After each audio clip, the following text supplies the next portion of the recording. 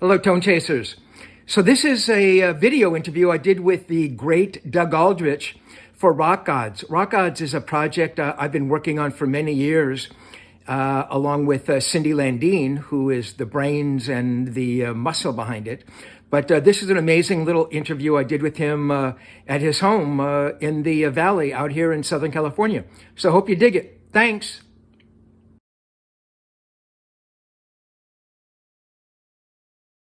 As someone who's done a ton of sessions for all kinds of different people, you've been, obviously you're part of Whitesnake. You've played with Dio. You've had your own bands, Bad Moon Rising and Burning Rain, and various different projects.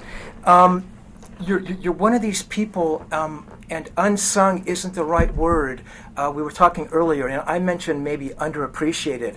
I think what you bring to everything that you do is that you make everybody better around you, and that maybe you do fly under the radar a bit. I mean, we see a picture up here with Jimmy Page, and we're talking about real rock gods, but I mean, maybe you're one of these people who is kind of, to use a sports analogy, you're like the perfect utility player, or you're the perfect sixth guy. I mean, do you have that sense of yourself as a musician? I mean, as someone who's always there as kind of this professional and articulate and passionate kind of a side guy. I mean, well, I don't even think about it, but if that's what, first of all, thank you for the kind of compliment, because that was really nice. But I'll say this: if I'm the sixth guy and that's what I am, I don't really know if I am or not. If I could be the last guy, but if I'm on the team, we're all getting the ring.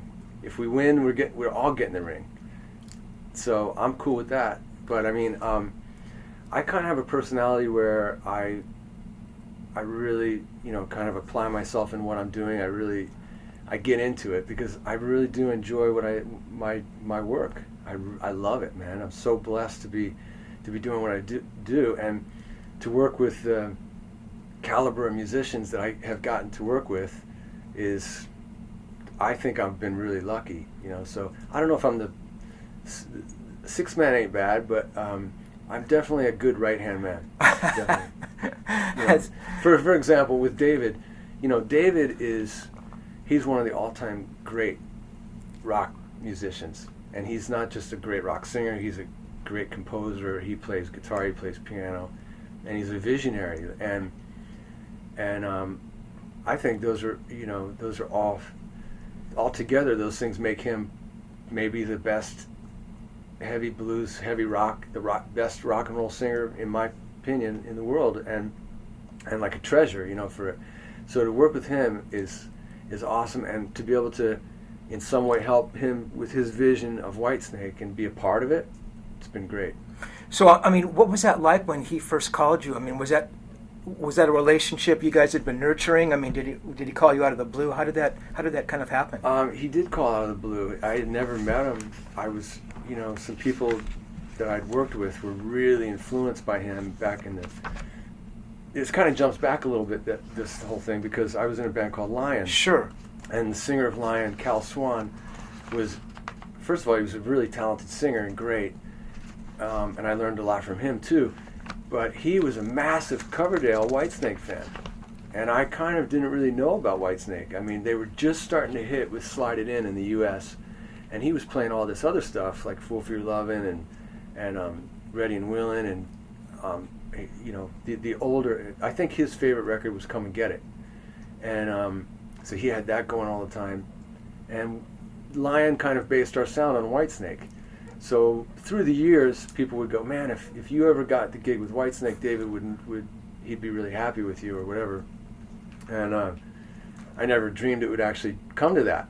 Well, I think there was a tour that came up, Scorpions, Whitesnake, and it was just, it was interesting because I heard about that tour, and the promoters were saying to Ronnie, what do you think? Would you like to be on that tour with Whitesnake and Scorpions? And Ronnie said, nah, we're gonna work on a record after this. We had been on the road for a long time.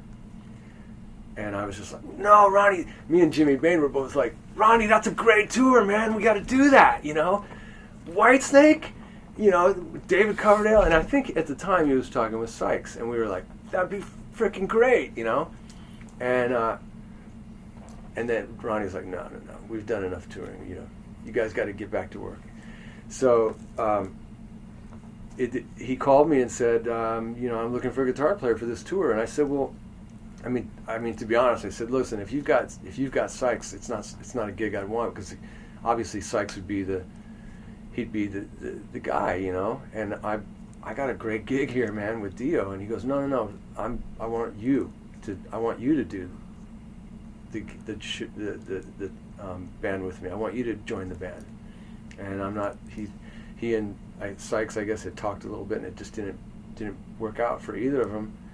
And I have utmost respect for Sykes, which is why I wouldn't want to be in a band with him. You know what I mean? It wouldn't work. Mm-hmm. You know. So I said, well, that's interesting. Let me have a think about it. I'm going to talk to Ronnie, and then it ended up working out. David said, look, I'm putting this band back together. It's going to be you, Reb Beach, Tommy Aldrich, Marco Mendoza, and Timothy Drury played keyboards, and it was a really cool band, and it had a lot of different personalities. And me and Reb have different styles, so Totally. that worked out really cool. And obviously Tommy and Marco together was slamming. And he says, this is just a 2-month run, guys. That's it. And then you go back to your gigs or whatever. But 2 months turned into 9 months, and somewhere along the line, I had to make a decision about, you know, what I was going to do, and I wanted to stay with David. I mean, I loved working with Ronnie, and I wouldn't be in Whitesnake had it not been for Ronnie. He gave me a shot, but it just felt great with David. And now you know, we've done several live projects, we've done several studio records, we've done DVDs. And the chemistry's there, you know. In my opinion, David and I definitely have a great chemistry. So it was the right decision for me at that time.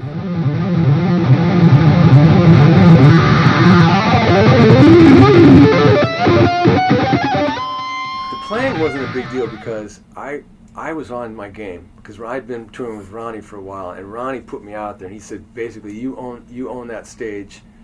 Take it over and make them remember you. And I did my best, but being on stage with him, I really got my stage chops together and my confidence to where, you know, I had people, you know, throwing beer cans at me because it was like, who's this blonde guy, you know, with Ronnie, you know, Ronnie's, you know, who's this dude, you know, and I'd see a beer come flying, you know, and I'd be like, all right, come on, man, see if you can hit me, see if you really can hit me, because you missed, sucker, you know.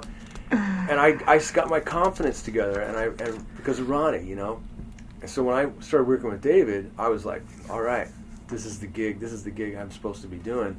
And I was really excited about it. It was nerve-wracking because I was, just like when I first did a couple gigs with Ronnie, you know, it takes a while. Even going, David Coverdale, man, it's crazy, you know.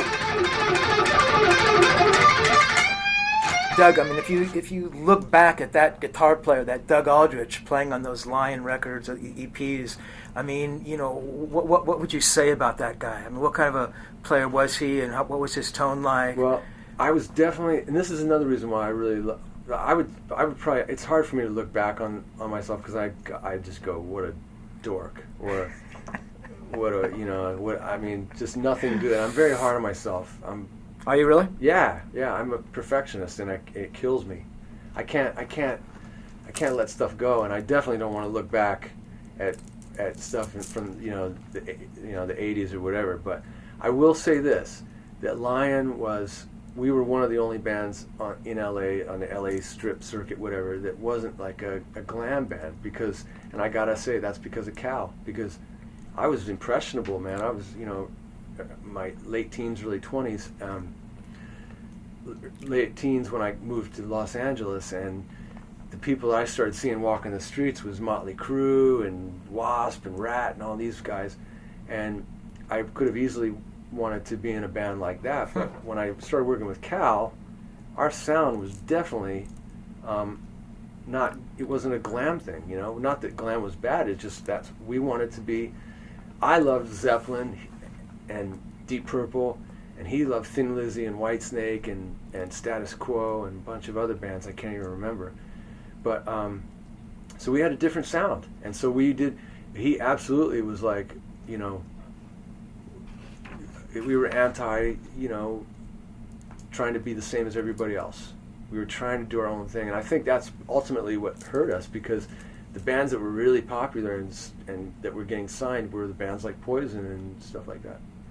Interesting. So I mean, your influences from back in the day were Zepp and Purple. The first song I ever played was "Smoke on the Water."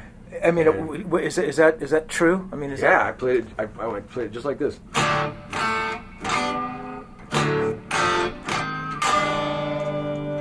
You know what I mean? Wrong key, wrong chords, whatever, and with intonation problems.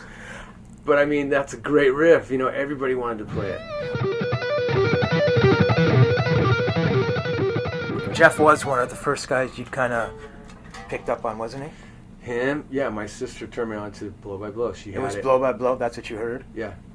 And I loved it. His I mean, when he would do that, I mean, it's going to be hard to do it in here without having it loud enough. But when he would do that version of Pork Pie Hat, and he'd go,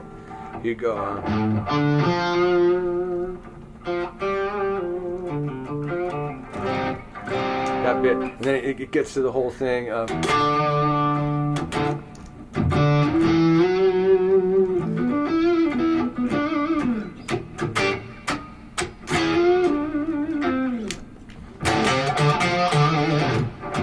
He had all these different tones going on. It was all his fingers. But when he got to the part where he goes, and this was the one that killed me. He would go, and I can't do it now because it's got to be louder to get the feedback. But it would go into this note. It would go, and I was just like, whoa, that's unbelievable. It blew me away, man. So that's when I started. That was Wired, actually, but "Cause We Ended as Lovers" was the premier track for me on. Was it? Yeah, that was Blow the by one. Blow? And then was a kind of a funky sound that I really loved too, that he would do, and these different things like.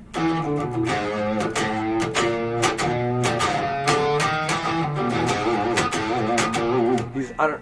That's not one of his songs, but I think it's an older song. You're thinking about Rice Pudding. Yeah. Right. No, but you're right. No, he was pretty amazing. I wish you hadn't said that, because I was thinking, what a cool riff. He's just a master, you know.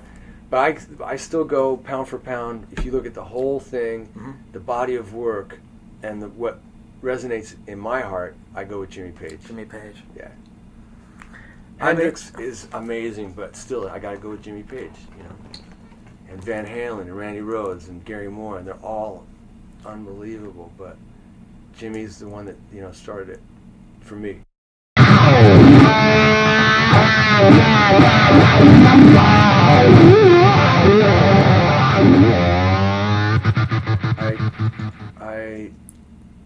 I loved to even just to be around the guitar, even if I didn't get a chance to play it. I mean, I would gravitate towards, if there was a band playing or something, I'd gravitate towards the guitar and just be fascinated by the sound of it. And when I actually started to learn, I didn't have an electric. It was on a classical guitar that my younger sister had, and it was just an immediate, like, I guess the feeling of what a kid feels like when they first learn how to play a video game these days or something, you know. But there's no substitute for playing an instrument, you know. It's just so fulfilling when you're making progress, and especially when you can play some songs that you really love, you know. That really gets you inspired.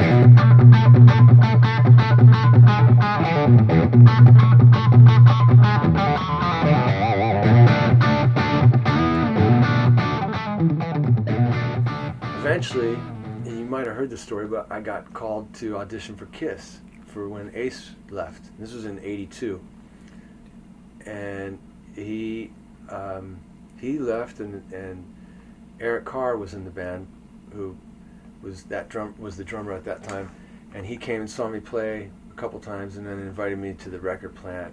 And this was before, you know, they had their no one had seen their faces. You know, they'd still be walking around the streets like that.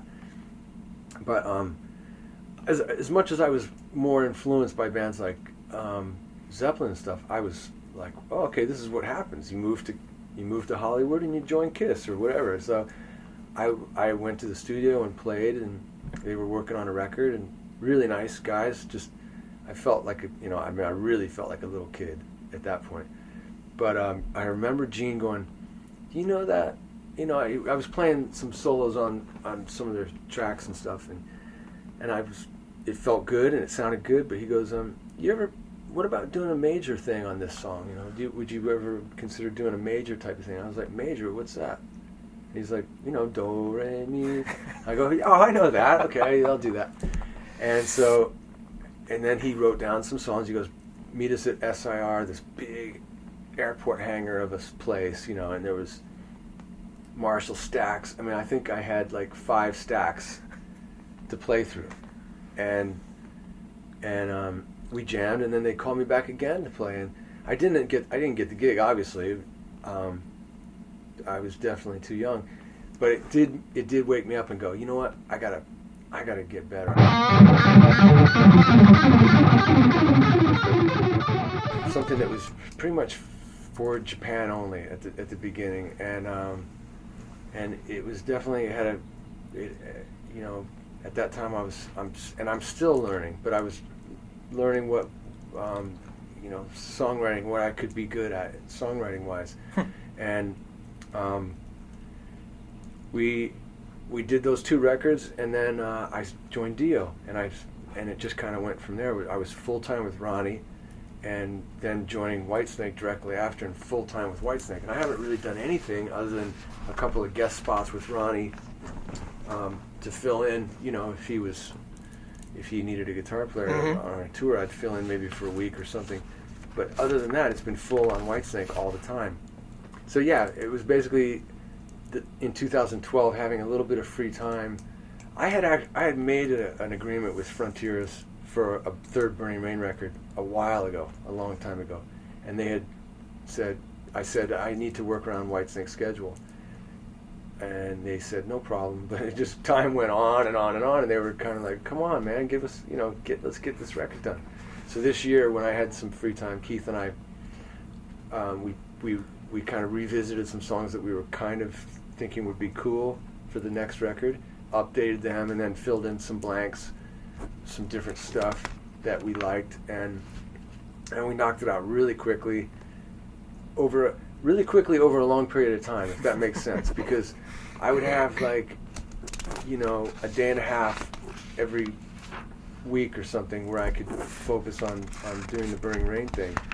Other than that, I was working with David. We had all these projects that we were trying to do that are very important to the band. They're important to David and they're important to me, because these are things that for example, a live DVD is going to come out, and then we're going to tour on that, and that's my commitment. That's my job with Whitesnake is to support all those things and help David get it done.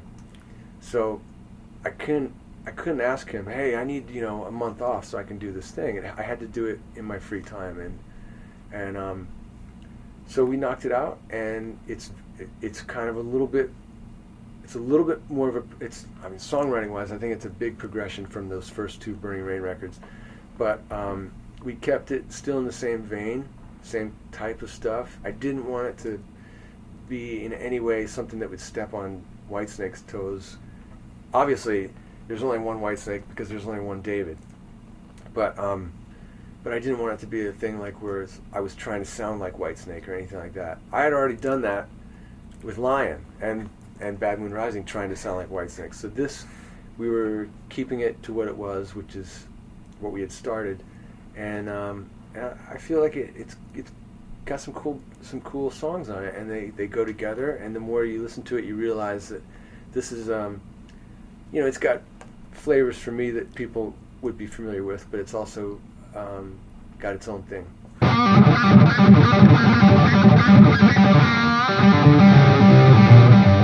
Normally, guitar solos or drum solos, that's when you definitely want to go get a beer or something, go get a hot dog. I've seen, we've all seen Eddie Van Halen's guitar solo that, and Randy Rhodes's, and those were great, and Yngwie's. There's, only so much that you want to see after that.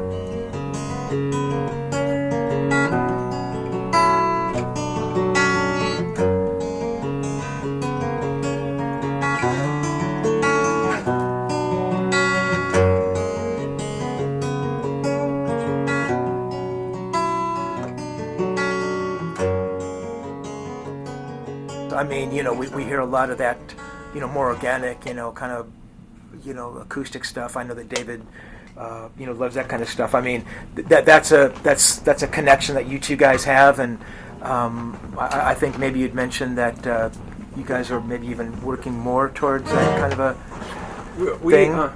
We have a thing where we'll sit down and we'll just start jamming on whatever. Like the other day, I was up at his place, and I'll say this because he already told people about it, but like, we'll just go,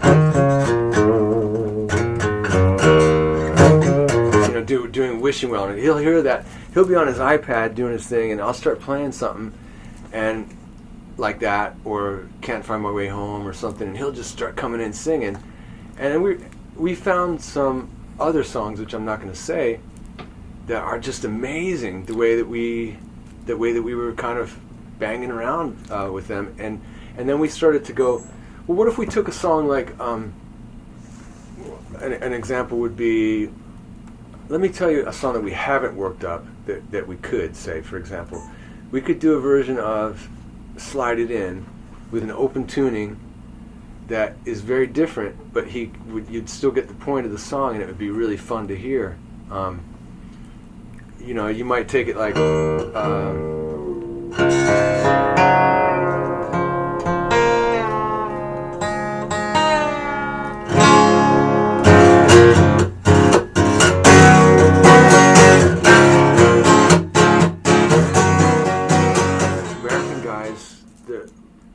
mostly the rock guys that I found, and it was guys like the Aerosmith guys, or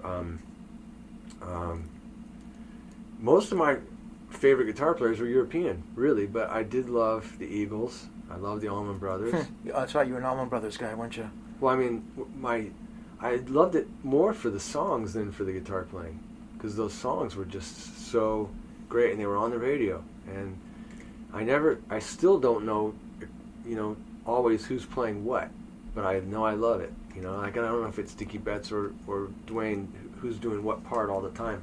I think Dickie's underrated probably, but I love Dwayne Allman's slide work and his phrasing and he was the guy, he was the leader, right? Yeah. So it was his band. Yeah, he was the man. But then later, when guys and Ted Nugent came out, he was cool, but it was when seeing Eddie obviously was mind blowing. I saw him in '79 on their second tour, and it was like, that really changed you? Well, I mean, it was like, wow, this guy is just the coolest, and he's got the coolest singer, and these guys have got great catchy songs, and it was cool. It was different than Zepp. It was different than UFO or Purple or whatever. It was like this party rock thing with screaming guitar, with doing stuff that we'd never seen before. It had probably been done, but Eddie just perfected it and did it his own way. And then seeing Randy Rhoads play was like, I fell in love with the guy. It was like he just smoked my ass so bad that I was just like, oh my God, I've seen it all now. There's nothing left to see, Doug, I wanted to go back and just talk just a little bit about your experience with Ronnie. Yeah. I mean, was that sort of the first, real kind of big platform for you?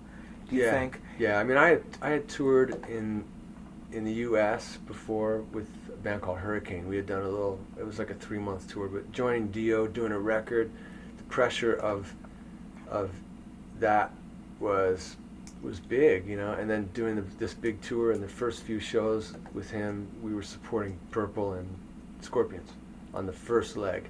Then we did our own shows, then we did some more supporting Purple in Europe. and there was definitely that was a big step for me. And Ronnie gave me a shot, and I want to think that I did I did a good job for him. You played great on the Killing the Dragon record. I mean, it was really all your own. I mean, you brought your own identity to that record, I felt. I felt I could have done better on that, because I came in, the songs nothing had really been kind of completed. That there was some scratch guitar that Craig Goldie had done, but it wasn't what ended up being on the record. It was like, a lot of times for people who haven't done it, you go in the studio, and a lot of times you play, but you'll end up replacing those parts because you're focusing on the drums, or the drums and the bass maybe. In that case, we were focusing on the drums. I went in and just quickly, I'd hear the song, I'd hear kind of what they started with, and then I'd try to make it my own. But I had to get 2 songs done a day, and it was like, wow. I really would have liked to have had more time to figure out. I mean, I felt like we did a good job, and Ronnie was happy, but I think it could have been better, where I actually really put my fingerprint on those songs.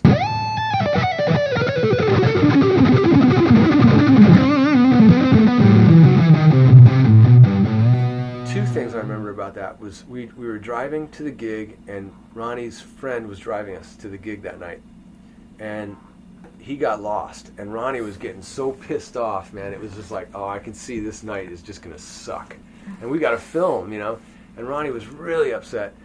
And then I get there, and my guitar tech, who was not my tech, it was Craig's tech, I guess, he goes, yeah, Doug, I actually took the liberty to rewire your complete guitar rig today. And I was like, you rewired it?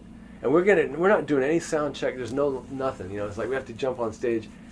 And it sounded completely different to me the way that he did it. So I was like, oh man, all this stuff was going on. But the end result is the DVD was pretty cool. Yeah, Ronnie definitely, he inspired the hell out of me in the same way, in a different way, but in the same way too as David. That this is a guy that I grew up listening to, and I had that on stage record first. I think was the first record I heard Ronnie, and maybe that's why I love Mistreated too, because Ronnie did it too. But he'd get all fired up about something. He'd put a spark under your ass, and you had to deliver, man. It was like it'd be like, all right, Doug, all right, show me what you got then, that kind of thing, like a challenge. And I'd be like, all right, I will. I'll fucking show you right now, and it brought the best out of me. And David does that in a different way. He challenges you in I don't know, it's like it's with Ronnie it was intense. With David it's more of a light-hearted poke, like let's light it up a little bit. Interesting. And but the end result is you're getting inspired, and you want to show the boss, hey, check this shit. I feel blessed to have the luck and the chances that I've had, and I'm trying to make the most of it. But to be able to say that I've worked with Ronnie and now David for this long, I mean, it's just like it's awesome, And me and him are super tight, love working together, and he he's showed me a lot. He's taught me a lot. I've been like a sponge around him, and improved in a lot of different areas other than just guitar playing. That's cool. We could actually end there, I think. Yeah, school gets out in 15 minutes. Perfect. That was great, man.